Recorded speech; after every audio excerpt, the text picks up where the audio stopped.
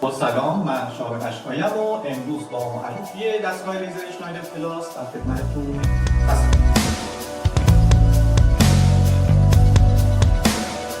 قبل از معرفی کامل این دستگاه چند نکته رو در مورد این دستگاه خدمت شما عرض کنم که حق توزیع انحصاری این دستگاه در اختیار شرکت تجهیزگستر لیزر هست و چندین ساله که این شرکت داره این دستگاه رو توزیع میکنه و طبیعتاً هر جایی که شما دستگاه لیزر اشنایدر رو با قیمت‌های متفاوت و ظواهر متفاوت به شما پیشنهاد دادن، قطعاً مطمئن باشید که این دستگاه نیست و این دستگاه رو شما انحصاراً از ما میتونید تهیه کنید.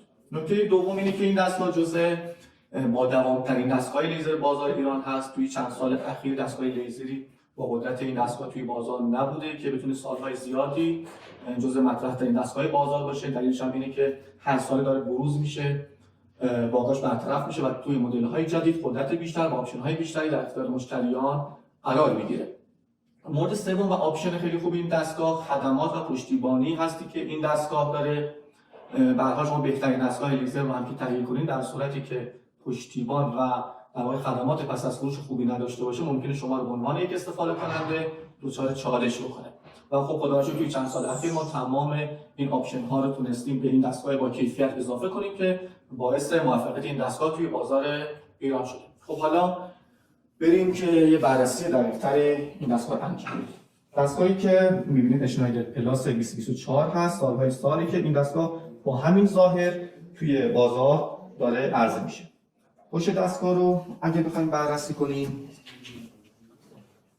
اینجا که مشخصات دستگاه رو به شما نشون میده. اینجا یه قفل دستگاه هست که شما اگه این فلش رو از دستگاه جدا کنید دیگه دستگاه شما شارژ نمیخوره و این یه دونه از آپشنایی که این کار برای شما در واقع ایجاد میکنه. آپشن دیگه هم اگه دستگاه نیاز به آپدیت داشته باشه شما با پشتیبانی شرکت ارتباط برقرار میکنید، فایلی که از شرکت میگیرید رو روی این فلش وارد میکنید و به دستگاه میزنید و دستگاه شما آپدیت میشه.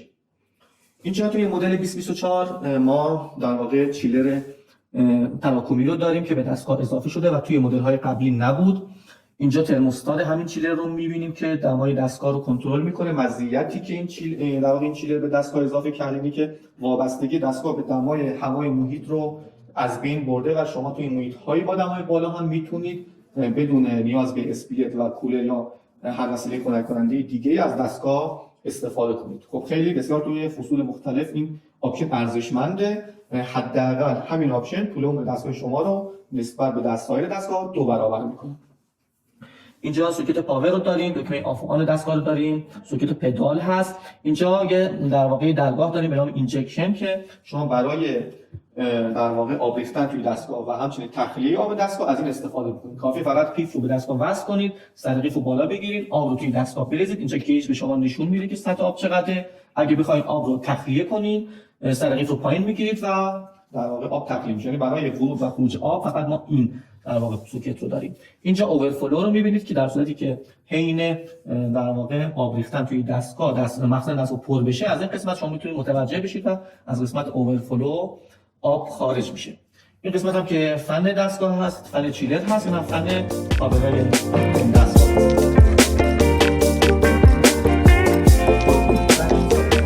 شما این آپشن رو میده که چنانچه سنسوری از دستگاه خراب شد یه دونه به صورت در واقع جانبی و یدک اینجا وجود داره که شما میتونید با تغییر حالت از 2 به 1 یا از 1 به 2 سنسور رو در واقع سنسور یدک رو وارد مدار کنید و دستگاه شما به خاطر ارور یا خطای سنسور دما از کار نیفته.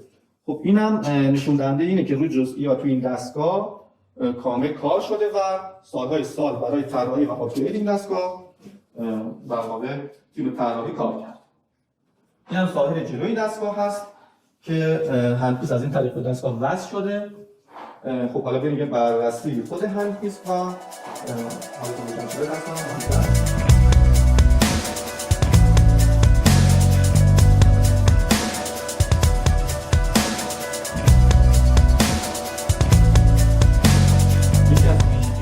منحصر به فرد دستگاه لیزر اشنایدر پلاس وجود 3 تا سری با سایزهای مختلف توی این دستگاه هست که همونطور که توی تصویر می‌بینید سایز این سری‌ها متفاوته و شما برای نواحی مختلف بدن سری مخصوص به اون رو دارید که در وهله اول سرعت اپراتور و در وهله دوم دقت اپراتور رو خیلی بالا میبره که به شما کمک میکنه با دقت بالا و در زمان کم نواحی مختلف بدن رو لیزر کنید که طبیعتاً توی جوابدهی و رضایت نهایی مشتری شما تاثیر مستقیم داره.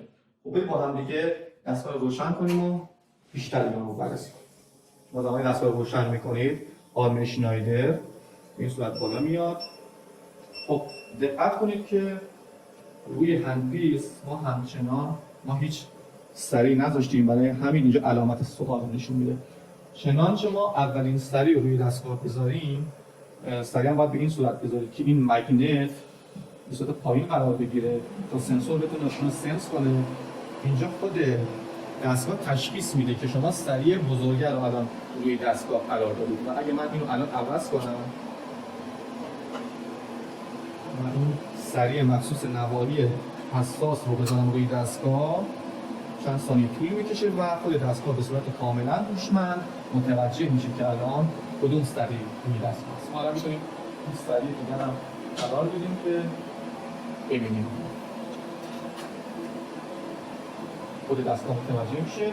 برای اینکه وارد دستگاه بشه، بعد این نکته دیگه در مورد هندپیس این مدل 2024 یعنی نسبت به مدل‌های قبلی که توی مدل 2024 اشنایدر به صورت در واقع کاملا مشخص اینجا هک شده که پشتش این روپردازه زیبایی هم داره که موقع دستگاه رو نشون میده و همینطور توی هندپیس جدید بسیار سبکتر از مدل‌های قبل شده که باعث میشه وزن هندپیس برای اپراتور لیزر قابل تحمل باشه و در مدت طولانی اصلا خسته نشه.